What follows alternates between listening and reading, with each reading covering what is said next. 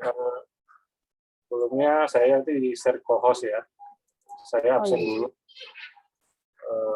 Mahasiswa kita.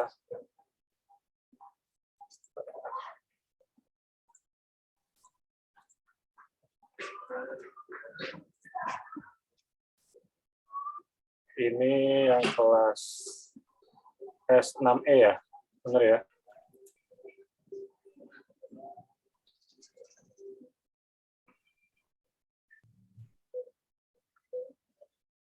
Karena saya panggil namanya dulu ya, tolong merespon. Zulfa ada? Ada Bapak. Ini? Ada Pak. Kurnia? Hadir Pak, ada Pak. Erlan? Erlan ada? Erlan belum. Dede? Hadir Bapak. Garis? Garis ada?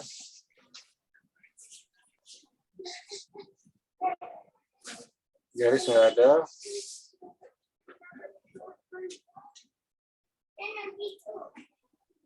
Dede ada? Dede Audia?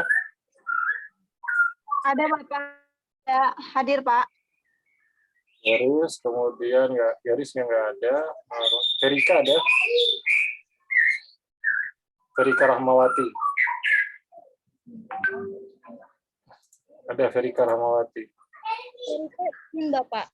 Kenapa? Ferika izin. Muhammad Alamsyah. Ada Pak, hadir Pak. Andika. Andika Bayangkara ada? Tidak ada. Yuyun. Hadir Bapak. Mahadindika. Hadir Pak, Mahadika. Kelvin. Hadir Pak, hadir. Ardiansyah.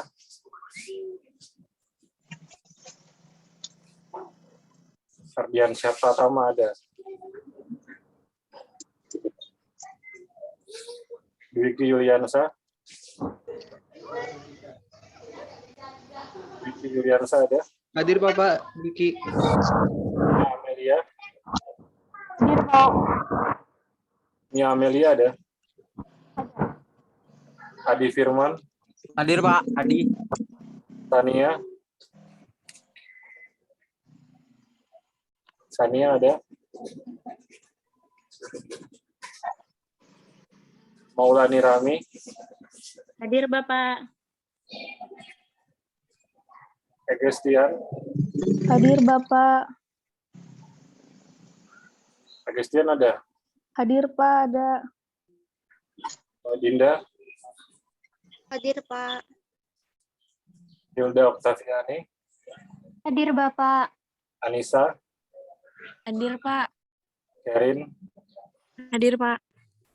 Maria Magdalena. Hadir Pak. Elga. Hadir Pak. Uvita. Uvita ada. Hadir Pak. Maya. Maya Melani ada.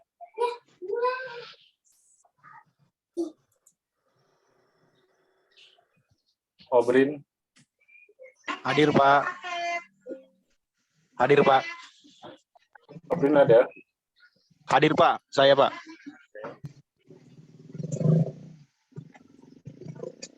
Dewi Rahmawati. Hadir Bapak. Wahyu Dirgantoro. Hadir Pak. Dava ada. Hadir Pak. Kahlina. Hadir Bapak. Hadir Bapak. Muhammad Ismunandar. Hadir Pak. Ada. Hari ini. Hadir Pak. Herminingsih. Hadir Pak. Oke. Saya ulang dulu yang tadi yang belum hadir mungkin ya, sekali lagi saya cek. Erlan ada? Hadir Pak. Erlan sudah ada ya. Kemudian Ferika. Ferika ada. Garis. kemudian Andika Bayangkara, kemudian Ardiansyah, Sania, Hadir, Pak. Maya Melani. Melani ada? Nggak ada ya. Kita simpan datanya. Udah. Baik. Selanjutnya adalah kita masuk materi kita. Minggu lalu sampai di mana? Materinya? Ada yang masih ingat?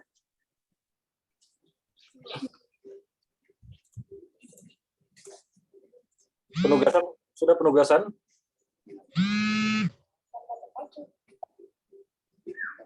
Halo, penugasan sudah saya berikan? Belum? Udah, Pak. Universitas, Pak. Udah, Bapak, yang rangkuman. Yang rangkuman udah ya? Yang rangkuman udah berarti ya? Iya, Pak. Ya, berarti kita sekarang Iya, masuk Pak, sudah. ke yang lebih teknis lagi. Proposal udah ya? Sudah, Pak. Proposal udah, berarti sekarang kita masuk ke ini. Jadi sebentar itu ada tugas tambahan ya, tapi sebentar dia, karena kita kan sebentar ini akan kepotong waktu kita sampai maghrib. Jadi mungkin setelah maghrib kita lanjut untuk lanjutnya ya. Sekarang saya mau menjelaskan sebentar dulu ya terkait dengan apa yang akan Anda lakukan. Ini saya mood dulu, ntar kalau misalnya ada yang mau didiskusikan, nanti kita bisa diskusi di beberapa waktu sebelum maghrib. Ya. Jadi yang pertama adalah memang tugas Anda itu adalah mungkin membuat rangkuman, ya, rangkuman untuk di weekly test-nya. Ya. Jadi tujuannya adalah Anda memahami struktur dari penugasan ini dalam rangka untuk menguasai metodologinya. Sebenarnya sih kalau menguasai nggak bakal 100% menguasai ya, karena ini materinya begitu padat, juga memang sangat kompleks. Nah, tapi setidaknya Anda coba untuk lihat-lihat atau cek dan dicek penelitian metodologi penelitian kuantitatif yang mungkin nanti bisa dicoba ketika nanti Anda buat proposal Anda. Ya. Terakhir itu Anda buat proposal ya, bab 1, 2, dan 3. Ntar nanti itu yang dijadikan landasan ke depan, misalnya kalau Anda ingin follow up nanti di seminar proposal nanti. Yang pastinya seminar proposal itu bukan tahun depan ya, pastinya seminar proposal tahun sekarang, tahun besok, mungkin sekitar kurang lebih 6 bulan ke depan mungkin insya Allah Anda itu sudah mulai dibagikan pembimbing Anda. Gitu. Jadi sekali lagi saya bilang itu sangat penting sekali. Ya. Oke. Jadi kalau kita bicara judul skripsi itu ya memang istilahnya apa ya, boleh dikatakan susah-susah gampang ya. Susah-susah gampang. Jadi tergantung ya, depend on your pembimbing ya. Jadi bagaimana pembimbing Anda nanti itu menyikapi apa yang Anda akan kerjakan. Jadi kalau misalnya nanti ke depan Anda punya judul yang Anda kerjakan itu, saya nggak bicara sekarang ya, saya bicara nanti di semester besok ya. Yang pasti judul tersebut itu bisa saja berubah. Tapi yang paling utama dari apa yang harus Anda kerjakan sekarang adalah ketika Anda mengangkat sebuah judul penelitian, itu usahakan judul tersebut memang Anda sudah kuasai. Nah, makanya sekarang itu yang diajukan itu adalah bukan judulnya dulu, tapi topiknya. Jadi topik sama judul itu dua hal yang berbeda ya. Anda bisa bedakan ya topik sama judul ya. Nah, topik penelitiannya apa sama judul penelitian itu apa. Jadi topik itu kan dia bisa meluas gitu. Nah, biasanya mahasiswa itu kalau diminta cari topik, dia akan mencari topik yang sifatnya umum dulu. Nah, yang umum dulu itu nanti dia peras sehingga dia menghasilkan judul penelitian yang kira-kira nanti bisa istilahnya worth it lah buat diajukan nanti gitu kan. Nah, itu juga jadi pertimbangan. Saya bilang sama Anda itu begini. Sekarang itu semester sekarang itu adalah semester di mana Anda masih bersama-sama. Semester besok udah nggak sama-sama lagi. Ya, udah nggak sama-sama lagi. Jadi masing-masing itu udah ngurus diri sendiri gitu. Jadi mau lihat bagaimana orang egois itu ya semester besok ini, atau bahkan mulai dari sekarang itu udah mulai kelihatan. Ya, jadi itu adalah gambaran ke depan bahwa situasi sekarang itu bukan lagi situasi yang menyenangkan ya, dalam arti harus santai-santai, melainkan juga harus memang sekarang udah dipikirin apa yang harus dikerjakan nanti. Yang pastinya adalah tidak ada orang wisuda tanpa mengerjakan skripsi, itu tidak ada itu. Semua pasti suka nggak suka, mau nggak mau, ikhlas nggak ikhlas, pasti lewatin yang kayak begini. Ya, pahit-pahitnya ya memang perjuangannya seperti itu. Bahkan ada pendapat yang mengatakan kuliah yang sebenarnya adalah kuliah ketika mengerjakan skripsi. Itu baru kuliah yang sebenarnya. Yang lain itu hanya sebagai pengantar saja. Nah, makanya di mata kuliah metodologi itu dituntut mahasiswa itu untuk memang benar-benar serius. Cuma kalau dia tidak serius, dampaknya nanti pada skripsi dia. Jadi kalau Anda nanti depresi, Anda stres, itu nggak kemana-mana itu masalahnya. Masalahnya itu adalah pada metodologi Anda. Karena biasanya di skripsi itu yang dihajar itu metodologinya. Ya, Anda seminar proposal, itu yang ditanya metodologinya. Makanya judul tersebut tuh harus benar-benar menggambarkan kemampuan Anda di situ. Skripsi itu bukan kompetisi ya. Jadi nggak ada lagi istilah kompetisi di sini. Anda sekarang bicara teman-teman Anda yang mungkin di kelas itu vokal, kalau diskusi dia aktif, tapi ketika masuk di sesi skripsi, itu nggak ada berlaku yang seperti itu. Yang ada adalah apa yang Anda kerjakan. What do you do? Ya. Jadi kalau misalnya sekarang teman Anda yang mungkin diam-diam aja di kelas, dia orangnya kalem, bisa jadi dia duluan wisuda. Yang pasti tidak pernah Anda wisuda berbarengan satu kelas ini. 30-an orang ini nggak akan sama-sama jelek bakal wisuda bareng. Itu tidak ada sejarahnya seperti itu. Pasti ada setengahnya itu yang mungkin wisuda duluan, atau mungkin seperempatnya yang wisuda duluan. Kenapa ya? Karena passion orang mengerjakan skripsinya itu beda-beda. Apalagi kalau nanti semester besok, itu bisa dipastikan itu bakal lebih padat. Kenapa? Karena ada PPL. Jadi udah kebayang itu memang sudah padat sekali. Ya. Dan lagi-lagi di sini ya, saat sekarang inilah mungkin Anda bisa menata kembali langkah Anda, atur kembali tempat duduk Anda, posisi duduk Anda seperti apa, untuk menghadapi situasi yang seperti ini. Situasi skripsi itu bukan situasi kuliah ya. Skripsi itu one by one, Anda sama pembimbing Anda. Dosen di Unindra itu di DK itu 7 orang.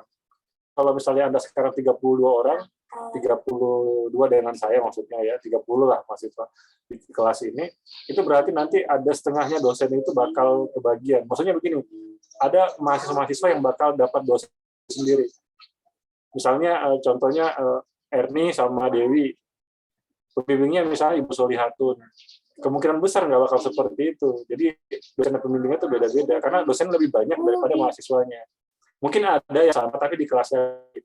Makanya dari kelas yang lain juga, di lintas kelas Anda ini, yang di kelas reguler sore, bahkan kelas pagi, Anda mulai akrab lah. Karena nanti misalnya konsultasi itu bisa bareng-bareng, bisa juga sendiri-sendiri. Tergantung lah dari situ nanti. Nah, prosesnya memang begitu panjang ya. Karena begitu panjang, makanya perencanaannya itu harus dari sekarang. Ya, dari sekarang perencanaannya. Jadi memang yang saya minta itu judul ya. Tapi judul itu tidak lahir dengan begitu saja. Judulnya mana nih? Misalnya Erni, mana judulnya? Gitu kan? Iya Pak, ini ya, nggak bisa langsung disebut seperti itu, nggak bisa. Dia itu memang betul-betul harus distudikan, harus dicarikan situasinya untuk bisa di running. Gitu. Ya, makanya orang-orang itu ketika dia melakukan penelitian, dia pertama kali yang dilakukan adalah melakukan studi literatur. Dia harus pastikan bahwa literaturnya ada dulu. Ya. Oke, sekarang saya kasih contoh nih, kita bicara studi literatur. Ini saya stop dulu. Nanti sebentar ya, kita kembali ke slide itu. Oke, sekarang saya mau tanya nih, siapa di antara Anda yang sudah punya topik? Misalnya kalau hari ini adalah diminta judul skripsi, Anda mau teliti tentang apa? Jangan judulnya dulu, topiknya aja. Misalnya mau teliti tentang apa? Coba saya dibantu. Ada nggak mahasiswa di sini yang sudah punya gambaran bakal mengerjakan apa nantinya?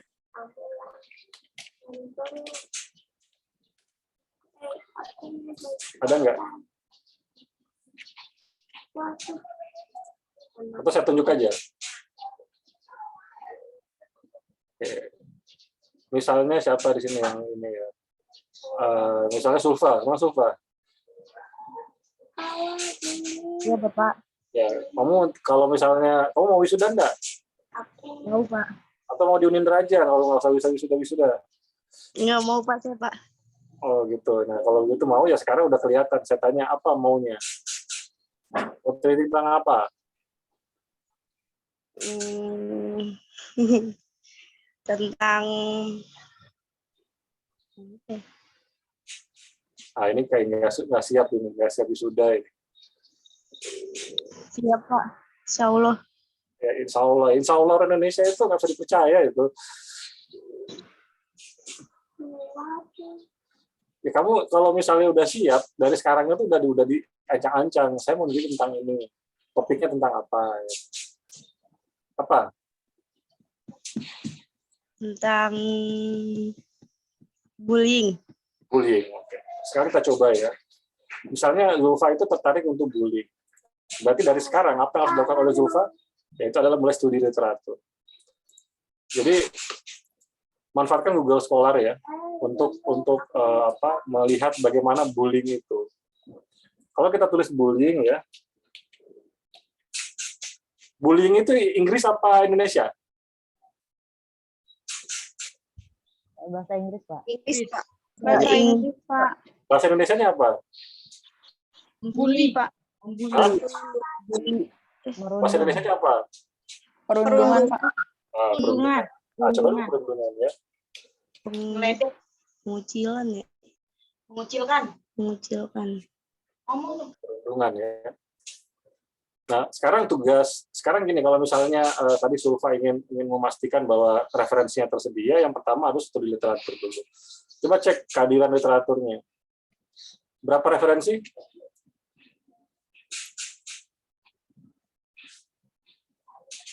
Saya gedekan. Berapa referensi? Ya, 3.000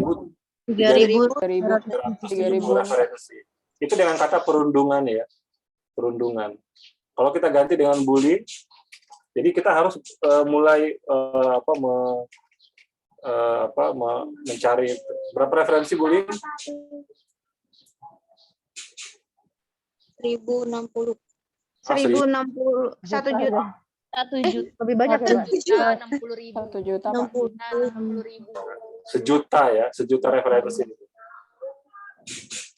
Nah, tadi saya bilang di awal apa? Masalah Anda nanti itu bukan masalah referensi, karena dosen pasti tahu referensinya banyak. Masalahnya itu masalah metodologi nanti. Tapi sekarang saya mau ajak Anda nanti bicara masalah ini. Sekarang perundungan ya. Yang harus dilakukan oleh Zulfa itu apa? Dia harus ngecek dulu. Ya, banyak kajian-kajian perundungan. Misalnya ini, prediktor perundungan siswa di sekolah dasar. Ada perundungan di SD. Ada iman Kristen dan perundungan di era disrupsi. Ya. Ada iklim sekolah terhadap perundungan. Ini topik-topik penelitian yang bisa Anda angkat ya. Anda bisa lihat ya. Atau misalnya studi kasus terkait perundungan anak di Jawa Barat. Ya. Nah ini banyak kayaknya perundungan-perundungan itu di sekolah dasar. Nah ini bisa dijadikan basic topik Anda ya, sehingga kalau misalnya nanti Anda mengkaji ini, maka Anda mendekatkan konsep perundungan itu di konselingnya. Nah seperti ini misalnya ya, coba perhatikan konseling online sebagai upaya menangani masalah perundungan di kalangan anak muda. Ini konseling sekali nih, ini konseling banget. Ya artinya apa? Kalau judul penelitian seperti ini, itu memungkinkan Anda akan mulai jalan. Kenapa? Karena udah ada penelitian yang mendahuluinya. Sebagai contoh ya, misalnya kita buka ya, ini ada cyberbullying. Ternyata perundungan itu bukan hanya terjadi secara secara face to face, tapi ada juga perundungan secara cyber. Nah, bisa nggak itu dibuat ininya penelitiannya cyberbullying ya di kalangan remaja awal. Nah, itu sudah dilakukan itu di beberapa penelitian. Nah, masalahnya konsep topik penelitian Anda itu memang benar-benar harus duduk. Duduk itu artinya harus Anda kuasai, referensinya harus Anda dapatkan sebanyak mungkin. Di sini ada kurang lebih 3.370, saya kira udah cukup lah ini. Kalau skripsi itu referensinya paling 100-an lah. Ini referensi yang tersedia 3.300. Artinya apa? Harusnya tidak ada masalah. butuh sedikit kemauan untuk duduk di depan komputer agak lama buat nyari-nyari referensi, Anda buat foldernya, Anda kumpulkan, dan itu dijadikan bahan argumentasi Anda. Oke, sampai sini paham? Bisa dipahami ya? Baik. Kemudian, kalau Anda sudah punya topik, itu artinya Anda sudah siap buat proposal Anda. Jadi, di tugas saya itu adalah memastikan metodologinya itu tepat. Ya, Pak, misalnya kalau saya buat, misalnya ingin saya survei bagaimana kondisi perundungan siswa di sekolah dasar. Pasti pertanyaannya kenapa ngambil judul itu. Nah, Anda cerita tuh di situ. Cerita, dasarnya itu kayak gini. Alasannya itu kayak begini. Nah, itu tuh adalah argumentasinya. Nanti saya akan lihat, kita akan ngecek. Nah, kembali ke tugas yang tadi. Ada nggak potensi-potensi di mana ini, ya, penelitian-penelitiannya yang cocok. Yang cocok. Ya, di sini. Nah, ini penting di sini.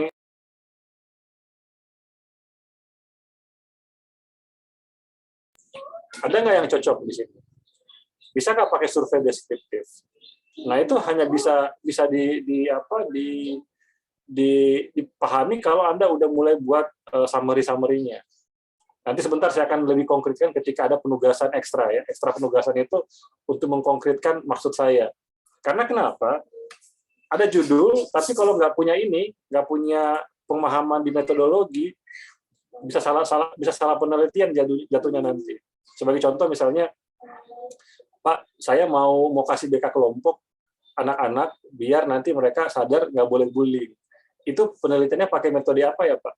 Kalau nanya ke saya, itu pasti agak susah jawabnya. Kenapa? Karena tidak bisa didiskusikan kecuali Anda bisa memilih satu metodologi yang tepat. Jadi ini gambaran ini cuma buat memberikan Anda semacam wawasan kalau penelitian itu tidak mungkin Anda kerjakan semua.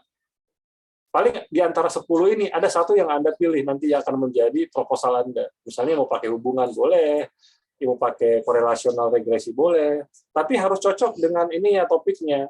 Makanya harus kawin antara judul sama metodologi penelitiannya nanti. Nah, seperti itu nanti ya gambarannya. Nanti sebentar kita konkretkan.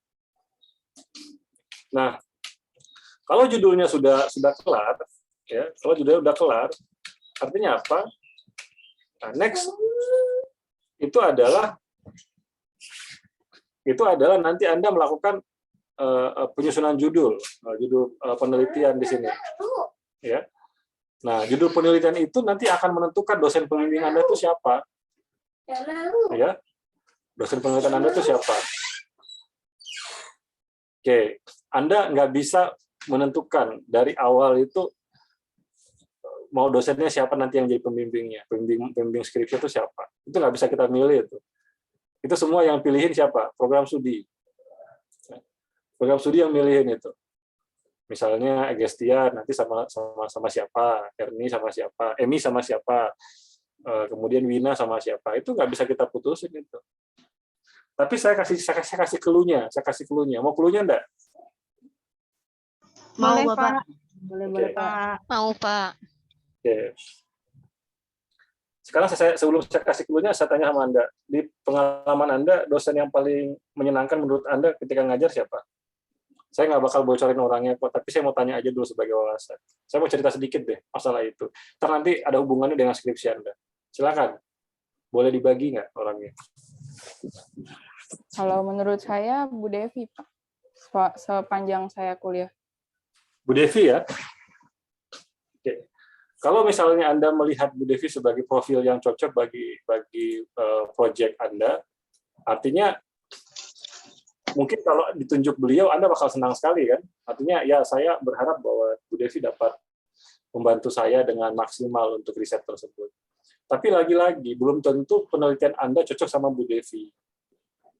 Ya, sekarang coba kita lihat Bu Devi. Ya. Sekarang kita coba lihat Bu Devi ya. Coba kita cek Devi Ratnasari.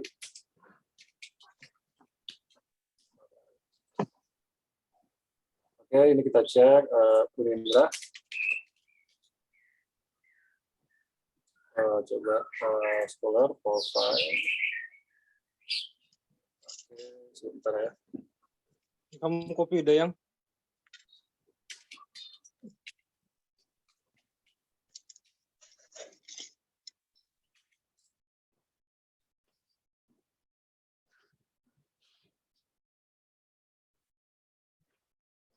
Ini namanya terlalu banyak samanya ya. Apa saya salah menulis nama?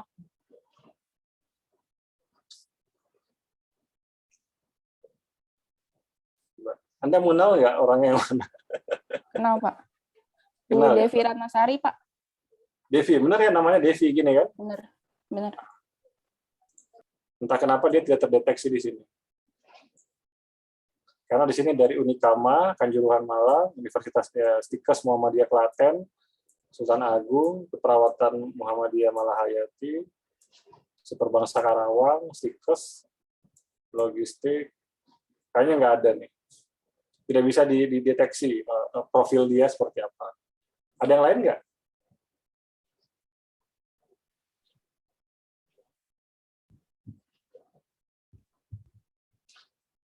Pak Icar boleh, Pak? Di luar saya, jangan saya dulu. Pak Yuda, Pak. Pak Yuda Saputra. Yuda Saputra. Tulisannya gimana? Yuda, gini.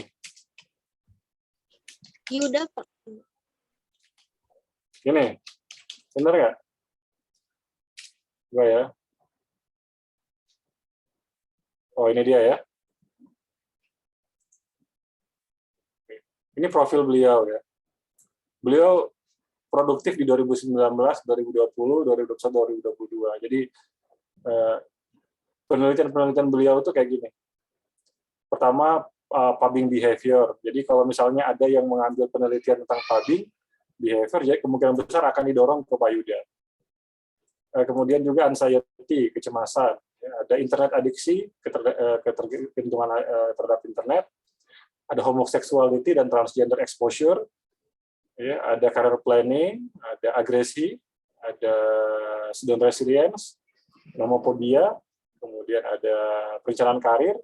Nah, ini semua topik-topik yang mungkin saja ketika Anda mengambil topik penelitian yang berhubungan dengan ini, bisa jadi Pak Yuda jadi pembimbing Anda, skripsi Anda. Ya. Nah, makanya Anda harus lihat ya situasi-situasi di mana nanti ketersediaan dosennya itu dengan studi Anda.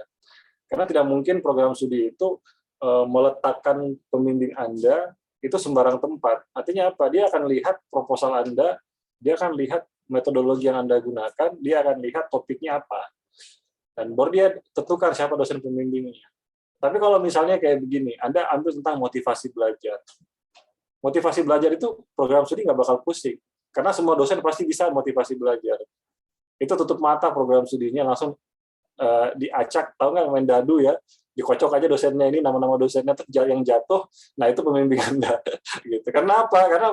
Karena topiknya cuma motivasi. Motivasi itu udah di luar kepala lah istilahnya. Udah, orang semua pada bisa membimbing Anda itu kalau topiknya motivasi. Tapi kalau mulai spesifik, kayak misalnya ini pubbing, sudah bilang sudah bicara masalah di sini anxiety, ya kecemasan statistik. Nah itu udah mulai aneh-aneh judulnya. Nah kayak dicariin dosen-dosen yang spesifik yang mendekati itu. Nah masalah homoseksual, siapa tahu ada yang mengambil homoseksual, bisa juga. Nah sehingga program studi itu ketika baca judul skripsi Anda itu hati-hati memplotting dosennya. Oh misalnya di sini Wina ngambil tentang homoseksual, atau misalnya lesbian gitu. Nah ini program studi nggak sembarang ngasih dosennya. Dia bakal milihin dosen yang benar-benar memang pernah melakukan penelitian yang serupa. Paham maksud saya kan? Ya, paham maksud saya kan? Jadi Anda itu nggak dilepas kayak anak ayam dilepas aja gitu, enggak. Tapi Anda memang betul-betul didekatkan sama orang yang bisa membimbing Anda, yang mentoring Anda itu tepat gitu. Makanya di awal itu ketika Anda buat penelitian, cek dan recheck penelitian-penelitian dosen-dosen Anda semuanya untuk memastikan bahwa semuanya itu ada, artinya mungkin saja itu ada sedikit potensi untuk bisa bersama, gitu ya. Karena nggak mungkin misalnya Anda bicara lesbian terus dikasih sama orang dosen yang nggak pernah penelitian tentang lesbian atau misalnya homoseksual, itu agak rumit di situ ya posisinya. Baik, kita ada waktu beberapa menit sebelum masuk di sholat maghrib. Silakan, ada pertanyaan mungkin, silakan terkait dengan topik penelitian sebelum masuk ke metodologinya ya. Silakan.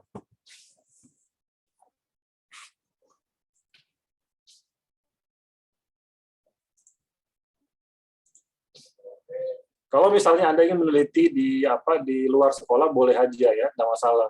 Misalnya di kantor Anda atau di mana itu boleh aja. Tapi masalahnya nanti kalau di luar sekolah nanti nggak bisa diajukan untuk di skripsi karena peraturan kampus itu masih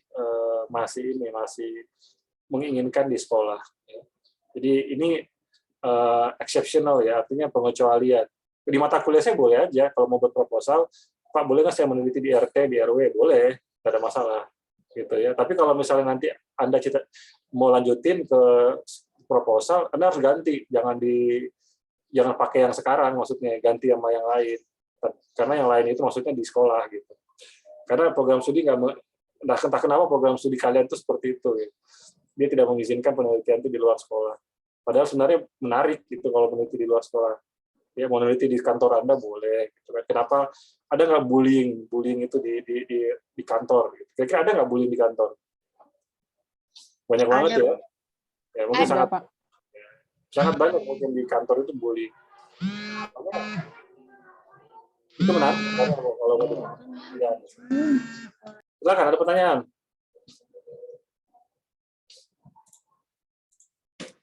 Ada pertanyaan? Atau sudah paham dengan arah yang harus dikerjakan? Ya, topik-topik itu harus harus duduk ya konsepnya. Silakan, ada pertanyaan?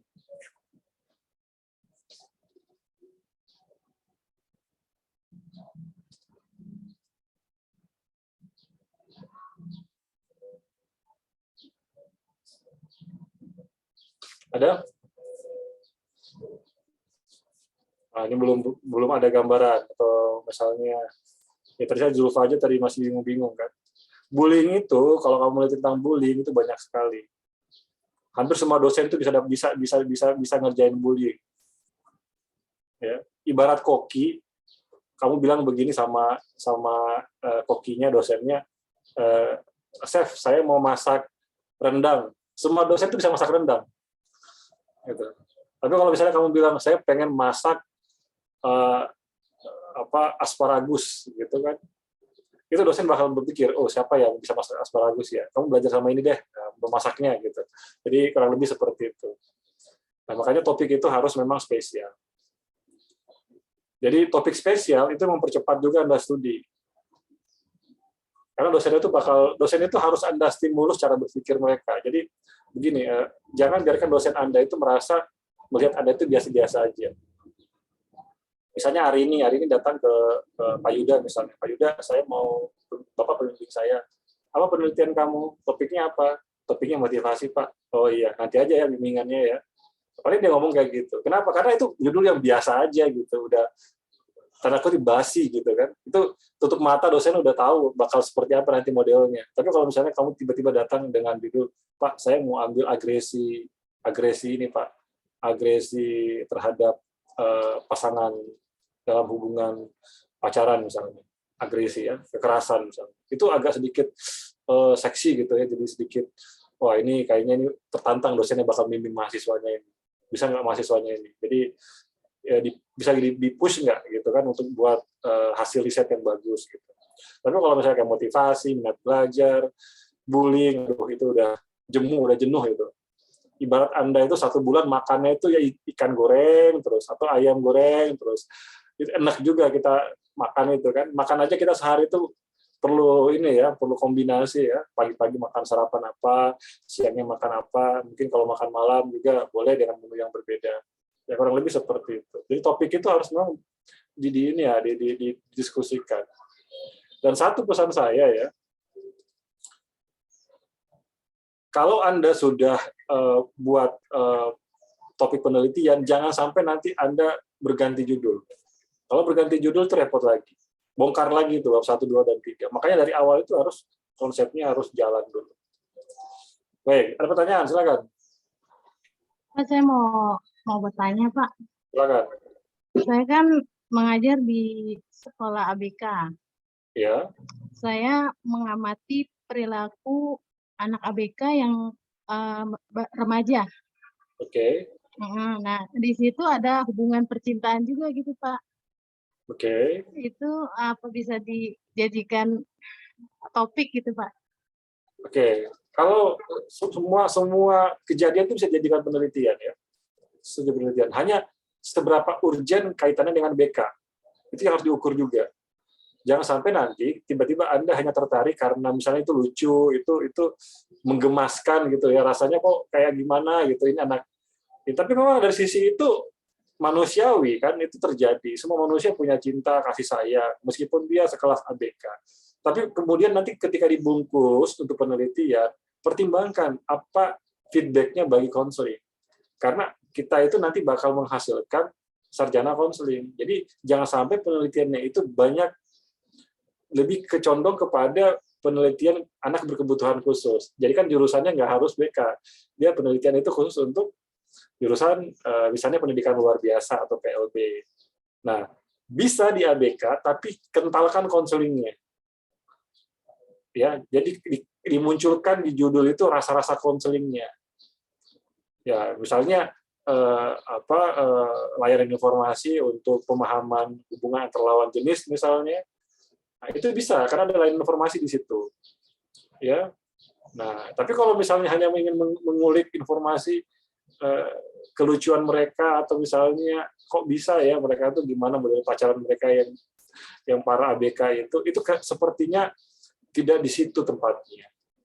Jadi dilihat kembali topiknya, dibaca kembali referensinya, apakah ada hal-hal yang misalnya bersentuhan dengan itu.